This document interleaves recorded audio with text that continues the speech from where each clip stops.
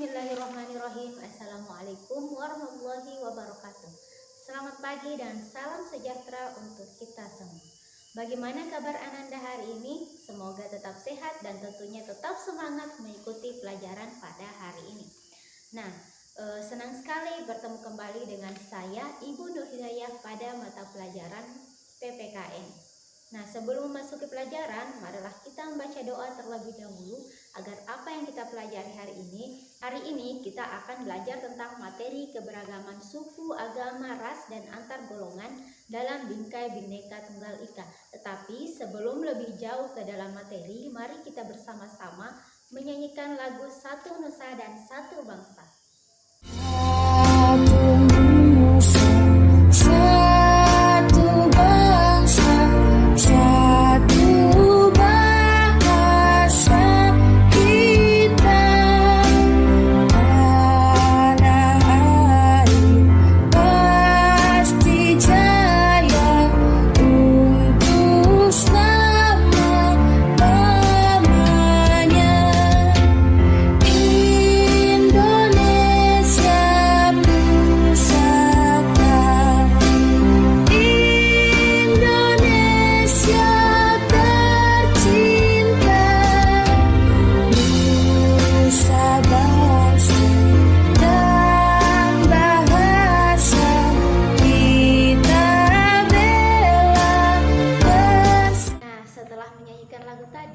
Kira-kira apa hubungan antar lagu yang kita nyanyikan tadi dengan materi yang akan kita pelajari hari ini?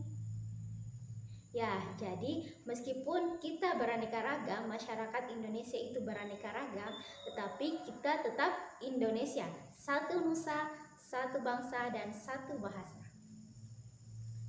Baiklah, mari kita membahas lebih jauh tentang materi keberagaman agar pengetahuan kalian tentang materi keberagaman ini akan semakin luas. Silahkan disimak baik-baik materinya. Masyarakat yang tinggal di sekitar kalian adalah bagian yang tidak terpisahkan dari bangsa Indonesia. Bangsa Indonesia adalah bangsa yang besar, terdiri atas 34 provinsi dengan ribuan pulau yang ada di dalamnya. Luas wilayah ini sangat berpengaruh terhadap banyaknya keberagaman yang dimiliki bangsa Indonesia. Keberagaman masyarakat yang ada di Indonesia dipengaruhi oleh banyak faktor, apakah itu dari dalam maupun dari luar.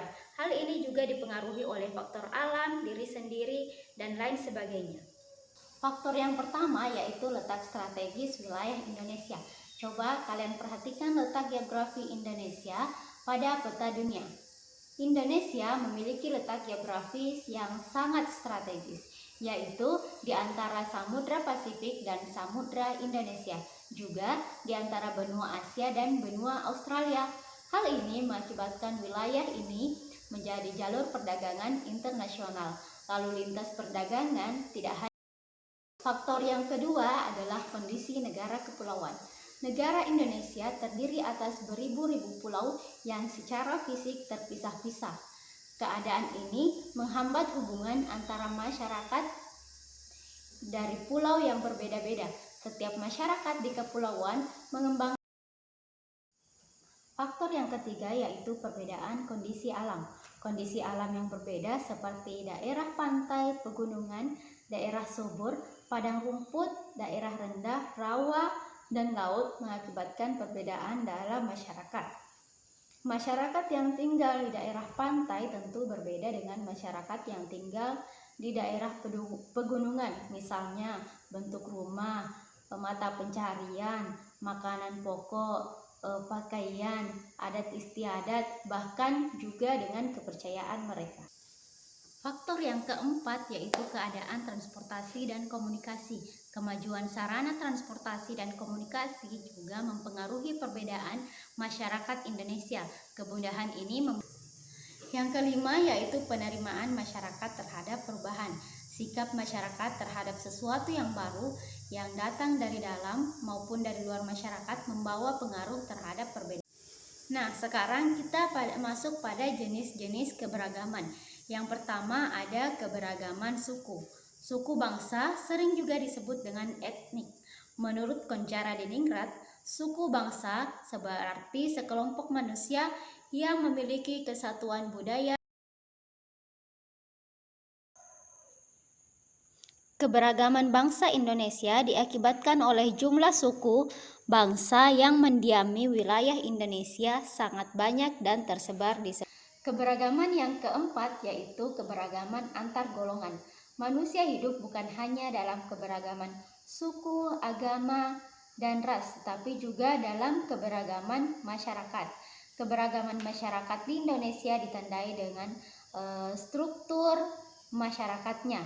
Struktur masyarakat di Indonesia menurut Syarif Mois ditandai dengan dua ciri atau dua titik pandang. Pertama, secara horizontal ditandai oleh kenyataan adanya kesatuan-kesatuan sosial berdasarkan perbedaan-perbedaan suku, bangsa, agama, adat istiadat, dan kedaerahan. Sedangkan secara vertikal ditandai dengan adanya lapisan atas dan lapisan masyarakat yang cukup tajam. Dalam sosiologi, adanya lapisan dalam masyarakat itu disebut dengan social stratification atau kelas sosial. Adanya perbedaan kelas dalam lapisan masyarakat menyebabkan terjadinya penggolongan kelas-kelas secara bertingkat. Hal itu diwujudkan dalam kelas tinggi, kelas sedang, dan kelas rendah dengan ditandai oleh adanya ketidakseimbangan dalam pembagian hak dan kewajiban individu dan kelompok. Itulah tadi beberapa jenis keberagaman yang ada di Indonesia. Bagi bangsa Indonesia, keragaman suku, budaya, ras, agama, dan antar golongan merupakan kekayaan yang sangat berharga. Meskipun kita berbeda suku bangsa, ras, agama, dan kepercayaan, tetapi kita tetap sama-sama berjuang dalam mengisi dan mempertahankan kemerdekaan, juga dalam mencapai tujuan nasional negara. Berikut beberapa persebaran suku di Indonesia. Yang pertama, di Pulau Sumatera ada suku Gayo, suku Batak, dan suku Minangkabau. Kemudian ada suku Betawi, suku Jawa, Sunda. Kemudian di Pulau Bali, NTT, dan NTB ada suku Bali, Sasak, dan suku Alor. Di Pulau Kalimantan ada suku Dayak, di Pulau Sulawesi ada Talaut, Ampana, Mandar, dan ada suku Ambon dari Maluku. Kemudian di Provinsi Papua ada suku Jawa.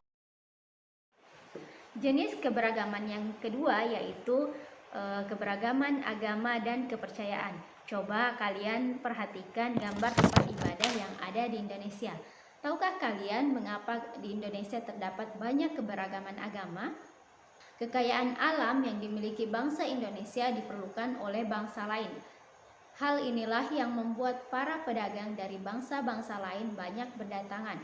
Selain berdagang, mereka juga menyebarkan ajaran agama.